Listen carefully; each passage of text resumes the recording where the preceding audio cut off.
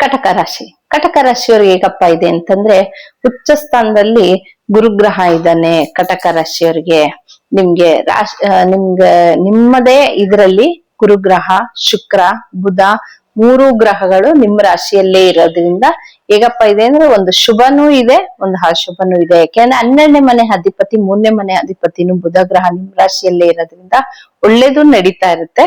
ಸ್ವಲ್ಪ ತಕ್ಕ ಮಟ್ಟಿಗೆ ಏನೋ ಒಂದೆರಡು ಅಡೆತಡೆಗಳು ನಿಮ್ಗೆ ಕಟಕ ರಾಶಿಯವ್ರಿಗೆ ಇರುತ್ತೆ. ಯಾಕೆಂದ್ರೆ 8ನೇ ಮನೆಯಲ್ಲಿ ರಾಹು ಗ್ರಹ ಇರ್ತಾನೆ, ಕುಟುಂಬ ಸ್ಥಾನದಲ್ಲಿ ಕೇತು ಗ್ರಹ ಇರ್ತಾನೆ.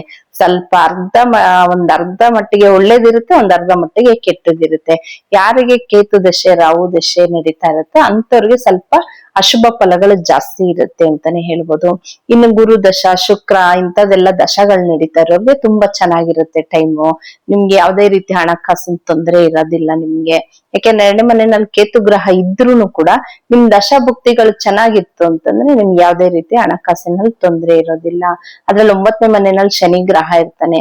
ಸ್ವಲ್ಪ ಆದಷ್ಟು ತಂದೆ ಆರೋಗ್ಯದ ಬಗ್ಗೆ ಸ್ವಲ್ಪ ಗಮನ ಕೊಡಿ ನೀವು. 5ನೇ ಮನೆ ಅಧಿಪತಿನೂ 10ನೇ ಮನೆ ಅಧಿಪತಿನೂ ಕುಜಗ್ರಹ, ಅದು ಒಂದು ನಿಮ್ಗೆ 11ನೇ ಮನೆಯಲ್ಲಿ ಕೂತ್ಕೊಂಡಿರ್ತಾನೆ.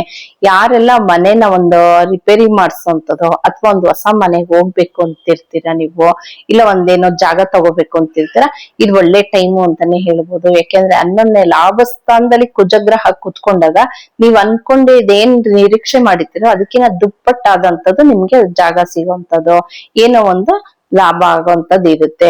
ಆದಷ್ಟು ನೀವು ಮನ್ಸು ಮಾಡಿರೋರು ಈ ತಿಂಗಳಲ್ಲಿ ತಗೋಬಹುದು ನೀವು ಕಟಕ ರಾಶಿಯವರು. ಇನ್ನು ಕಟಕ ರಾಶಿಯವರು ಏನಪ್ಪ ಪರಿಹಾರ ಮಾಡ್ಕೊಬೇಕಾಗುತ್ತೆ ಅಂತಂದ್ರೆ, 8ನೇ ಮನೆಯಲ್ಲಿ ರಾಹು ಗ್ರಹ ಇರೋದ್ರಿಂದ ರಾಹುನ ಆರಾಧನೆ ಮಾಡ್ತಾ ಬನ್ನಿ.